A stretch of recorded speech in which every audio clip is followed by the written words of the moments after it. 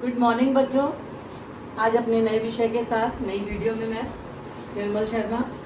बच्चे, हमने विज्ञापन की प्रैक्टिस की और जितनी ज़्यादा आप करोगे उतना ही आपको फायदा होगा। लेकिन आज हम नया टॉपिक शुरू कर रहे हैं, निबंध लेखन। निबंध, जैसा कि बच्चे आप लोग क्या करते हो कि निबंध के बारे में आपके दिमाग में क्या होता है कि हम अपने आप लिख लेंगे। ऐसा नहीं होता।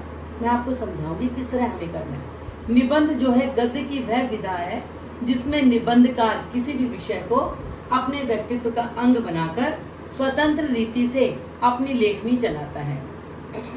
निबंध दो शब्दों से नी जमा बंध से मिलकर बना है, जिसका अर्थ है भली प्रकार कसा हुआ या बंधा हुआ। इस प्रकार निबंध साहित्य की वह रचना है जिसमें लेखक अपने विचारों को पूर्णतः मौलिक रूप से इस प्रकार श्रृंखलाबद्ध करता है कि उनमें सर्वर तारतम्यता दिखाई दे।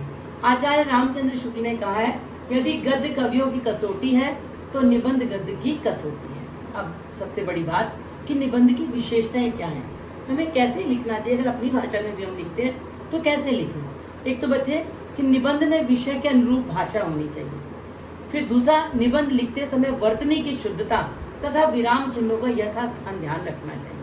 अब जैसे हम कहते हैं ना, रोको मत जाने दो, रोको मत के बाद कोमा लगा दो तो बात दूसरी। और हम कहते हैं रोको और फिर कोमा लगाते मत जाने दो, अंतर बिल्कुल एक छोटे से कोमे से उसके अर्थ में कितना परिवर्तन हो जाता है। ये चीजें हमें बहुत ध्यान रखनी पड़ती है। जैसे चिंता लिखते हैं और चिता, अगर आपने एक बिंदी नहीं लगाई तो वो चिता बन गई, और लगा दी तो चिंता बन गई। फिर दूसरी बात क्या होती है कि निबंध में वर्णित विचार एक दूसरे संबंध होने चाहिए, और निबंध में विषय संबंधी सभी पत्रों पर चर्चा होनी चाहिए। सारांश में उन सभी बातों को शामिल किया जाना चाहिए जिनका वर्णन पहले हो चुका है। और यदि निबंध लेखन में शब्द सीमा दी गई है तो उसका अवश्य ध्यान रखना चाहिए। ये मोटी मोटी बातें मैंने आपको बताई हैं बच्चों।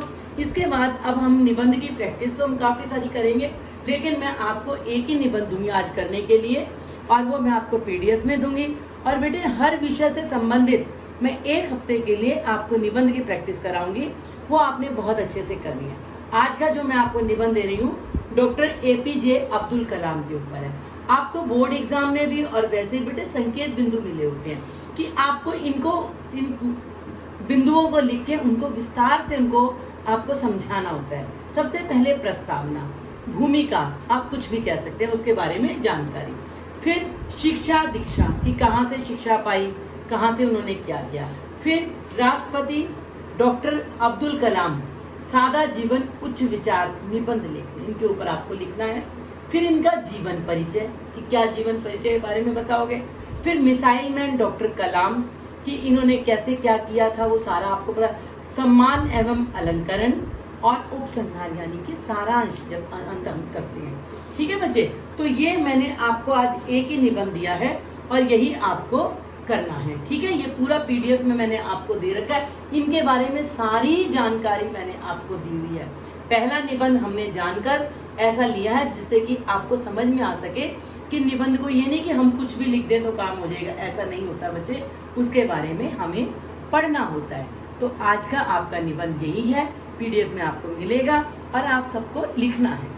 ठीक है बच्चे, आज का इतना ही। और ये पूरे हफ्ते हम नियमित रूप से एक निबंध की अभ्यास करेंगे ताकि हर तरह के टॉपिक का, आज मैंने अब्दुल कलाम जी के ऊपर दिया, मैं कोई भी हमारी फेमस पर्सनालिटी जो भी होती है, सुप्रसिद्ध व्यक्ति, चाहे वो कलाकार हो, चाहे वो हमारा साइंटिस्ट हो, चाहे कोई कुछ भी हो, तो उस तरीके से जैसे अब सोशल प्रॉब्लम होती हैं, सामाजिक समस्याएं, दहेज प्रथा है, भ्रष्टाचार है, जैसे बढ़ती महंगाई है, बढ़ती बेरोजगारी, बढ़ती निर्धनता, फिर अपने देश के ऊपर, इस तरह से अलग अलग तरीके से मैं आपको निबंध कराऊंगी। आज के लिए इतना ही, और सभी बच्चे इसको अपने रजिस्टर में लिखेंगे और बहुत अच्छे से साफ सुथरा कार्य करेंगे।